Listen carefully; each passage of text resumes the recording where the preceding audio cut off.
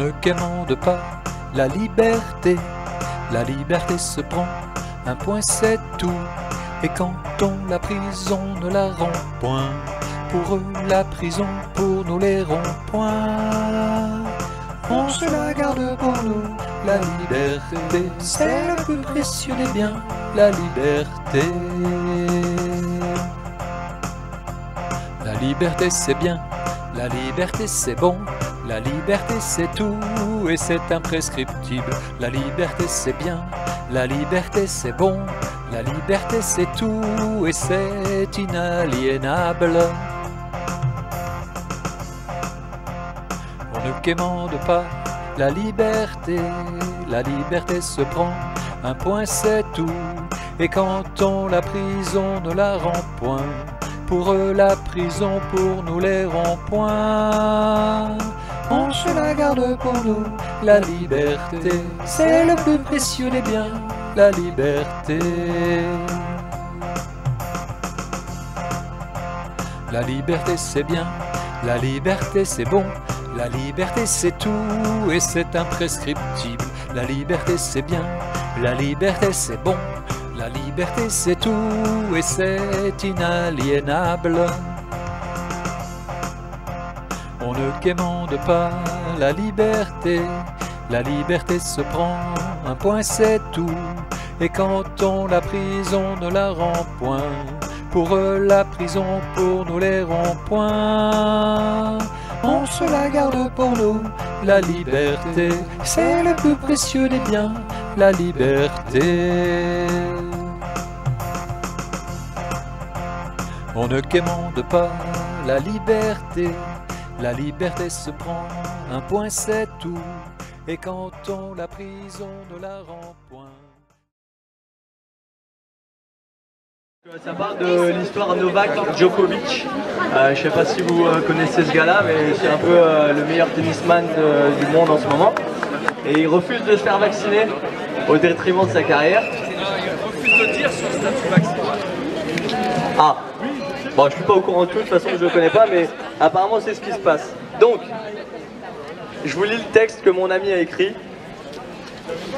L'histoire avec le nouveau héros moderne, à mon humble avis, Novak Djokovic, nous enseigne les leçons suivantes. 1. Il existe encore des modèles vivants pour nos enfants et pas seulement des pseudo-leaders qui se battent en parole pour la liberté, mais sont pratiquement soumis au système et asservis à l'argent et à leurs petits intérêts temporels.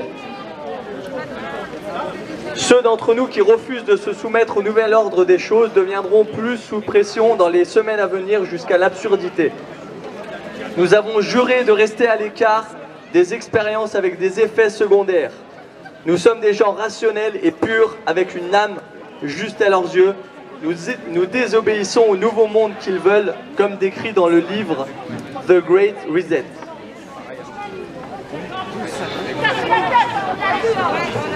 Les pays qui suivent le système de l'ordre nouveau sont piégés et suivent simplement les ordres, étant bien sûr complices pour des raisons d'éviter l'embargo et l'isolement économique. D'un point de vue politique, on ne peut faire que pire. Les lois judiciaires ont été abolies, la démocratie, le pouvoir législatif et le pouvoir absolu sont exercés par l'État, qui est le porte-parole de la gouvernance mondiale.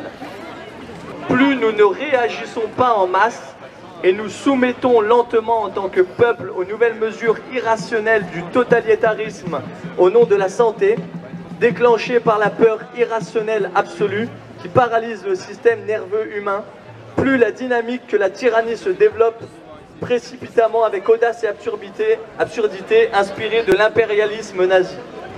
Les vérités sont devant nous maintenant. Les excuses pour s'incliner devant le tyran sont nombreuses, mais l'opportunité de sauver notre âme est une opportunité et immense.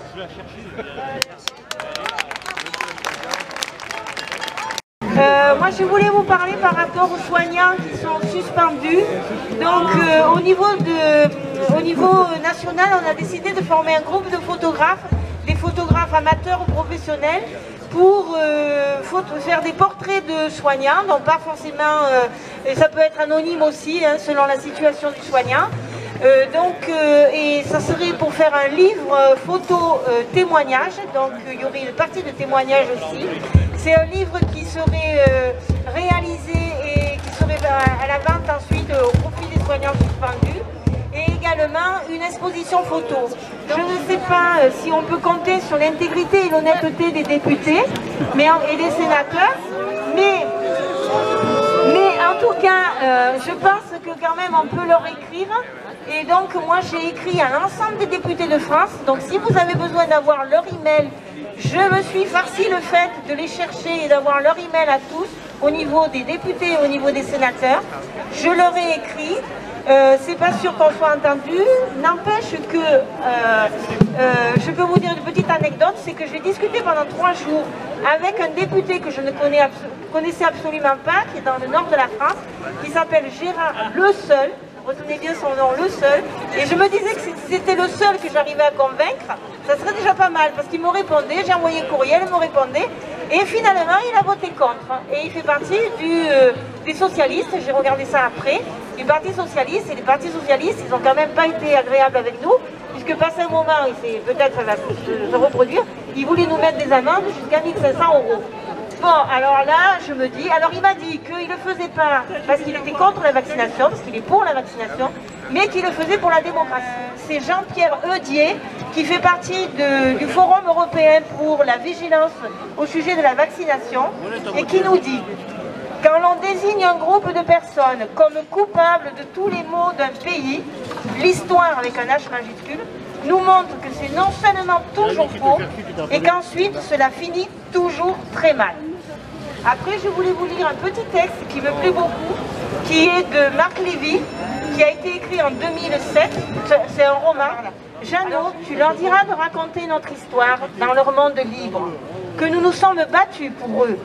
Tu leur apprendras que rien ne compte plus sur cette terre que cette putain de liberté capable de se soumettre aux plus offrants.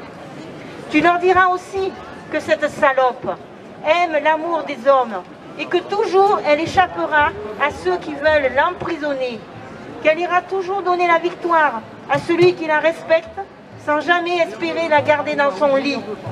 Dis-leur, Jeannot, dis-leur de raconter tout cela de ma part avec leurs mots à eux, ceux de leur époque. Eh ouais! C'est vous la résistance! Je pensais qu'on serait au moins 20 ou 30 000 à défendre nos libertés. Ils arrivent! Eh bien je vois. J'espère qu'il y a du monde qui va venir. Alors nous allons encore une fois marcher pour nos libertés. Je tiens à préciser que depuis le 14 juillet, nous marchons tous les samedis. Mais aujourd'hui, j'ai plus envie de marcher. Et quand je vois que notre abruti, le président, nous insulte, j'ai envie de lui dire que c'est lui l'insulte. Et que je l'emmerde, lui.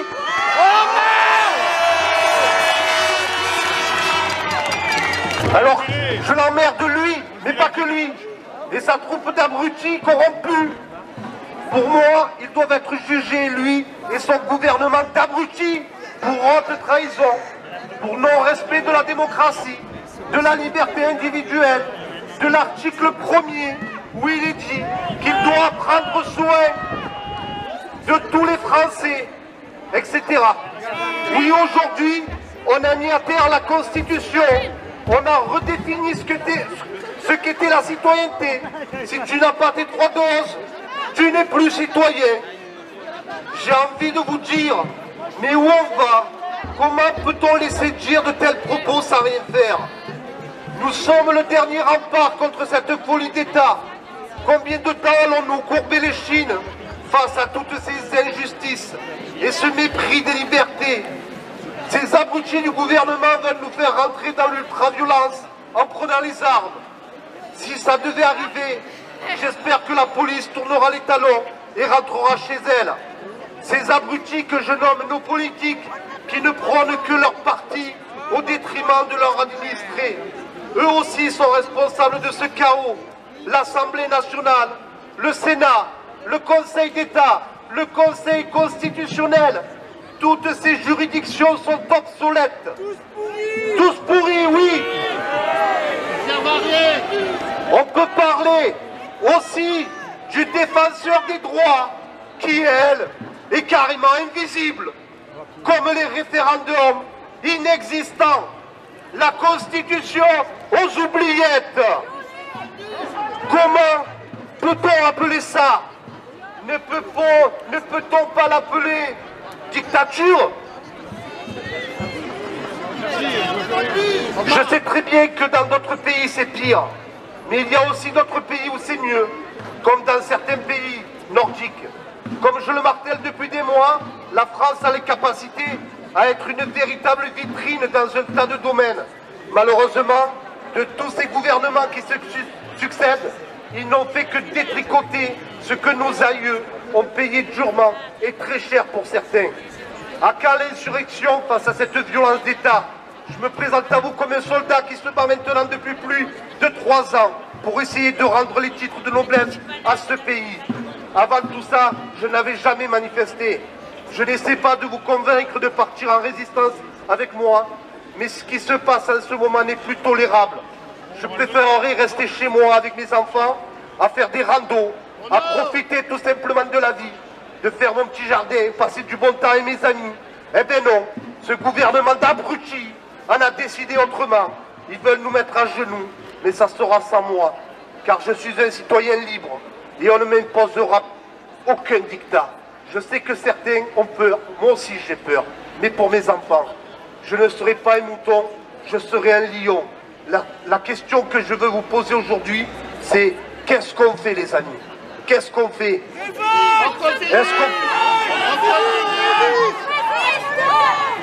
Est-ce qu'on continue à marcher?